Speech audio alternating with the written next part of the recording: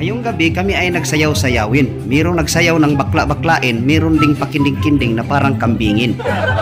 Saya lang sila ang aking mga naiwang kamag-anak dito dahil kami ay dumating na galing Negros pagkatapos ng libing. Nagsama-sama kami agad at nag-inom at tamang-tama rin ay mayroon kaming dalang pulutan na balat ng baka at balat ng kambing.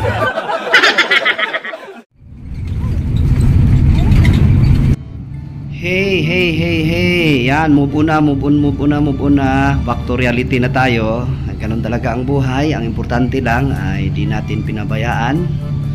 Tinupad natin yung ating tungkulin na maihatid sa tamang hantungan yung taong ginawang instrumento ng Diyos upang tayo ay akayin sa panahon na tayo ay wala pang kakayahan. Right? So ngayon kami ay uuwi na mula dito sa Negros papuntang Maynila at Britsong, Mariveles, Bataan. So kanya-kanya na ulit sa pagtupad ng kanya-kanyang mga tungkulin. Sa mga viewers ko dyan sa Facebook at sa YouTube. So ito lang ang may papakita ko sa inyo ngayon. Wala naman tayo ibang may papakita dito sa Negros kundi puro tubuhan. Itong tubuhan na katatapas lang, no? Aani lang kumbaga. Yan. Pagkatapos niyan, susunugin nila yan para tumubo ulit yung tubo at aalagaan nila, no? Dito sa unahan ng kaunti, ayan, no? Kaani lang, katatapas lang, no? Yan. Wow, may magandang ano pala rito, oh. May magandang sapa pala rito banda, oh. Malawak na sapa, ha?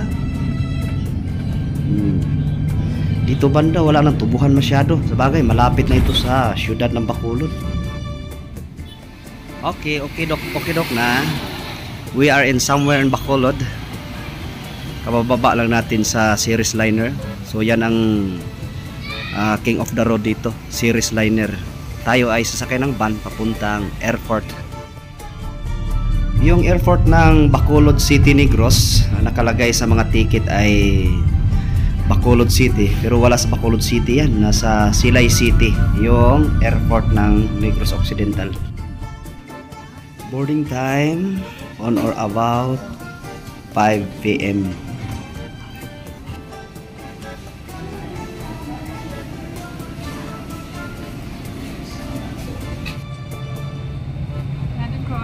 Ilang paghahanda sa ating paglipad. Sa mga panauhing nagbabasa, maaaring buksan ang inyong reading lights. Yan, sa tagpong ito, yung eroplano ay pupwesto na sa kanyang runway. At ngayon, magti-take off na ang eroplano. Tapos, lilipad daw ng isang oras. Mga isang oras lang, nandun na kami sa Ninoy International Airport sa Pasay. Sana aabot pa kami sa last trip papuntang Mariveles, Bataan para di na kami ma-stranded sa bus terminal. So pagdating wala naman kami mga baggage, lakad na mabilis agad.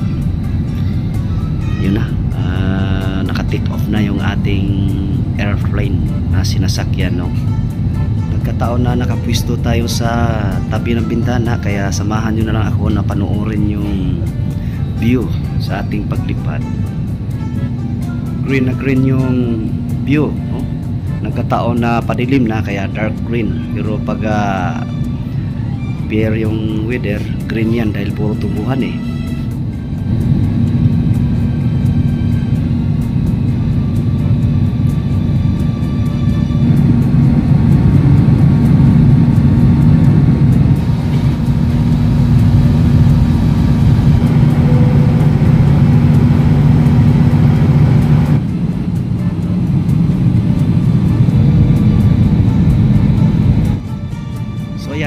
Pagkatapos ng on or about 40 minutes na paglipad, nag-announce ulit yung piloto na tayo ay lalanding na sa Ninoy International Airport dito sa Pasay. At tanaw-tanaw natin, napakaganda ng mga ilaw habang unti-unting bumababa, no? Kita yung mga kalsada. Yan. So sana diretso-diretso itong aming biyahe paglapag ng eroplano dito sa Pasay. Nasa Pasay Rotunda lang din naman ang terminal ng Genesis Transport na kung saan may biyaheng Mariveles Bataan. Sana aabot mga alas 8. So ang oras ay mag-aalas 7 pa lang. Tingin ko aabot naman. Ayan, naka-touchdown na tayo sa Pasay. Lahat ng inyong kagamitan. Isang karangalan na kayo pagsilbi namin.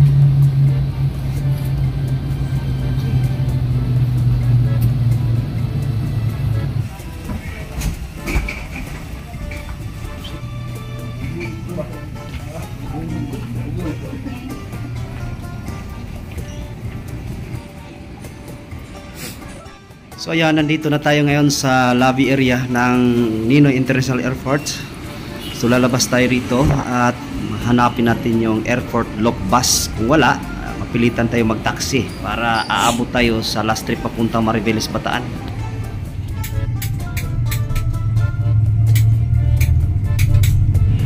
So thank you Lord na nakaabot sa biyahe.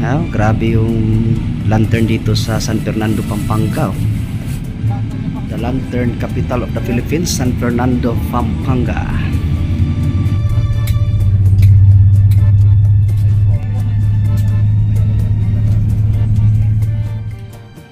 Good evening Mariveles Bataan. Ayan, parang kailan lang yung araw na sinabi ko sa tiyuhin ko na Chong, darating din ang araw at magiging kwento na lang itong ating ginagawa sa Negros. At ito na, tapos na, mission accomplished. So good evening. Spread love lang dito sa mga kamag-anakan kong naiwan. Kwento. Ayan, masaya.